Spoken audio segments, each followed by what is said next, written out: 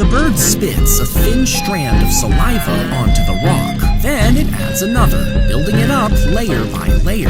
As the saliva dries, it forms a hard cup-shaped nest. Harvesters remove these nests from the cave walls and clean it until it's pure white. When the nest is cooked, it melts into a thick soup that people eat, believing that it helps their skin look healthier. And because each nest takes weeks for a single bird to build, they sell for thousands of dollars per pound, making these spit nests one of the most valuable foods in the world.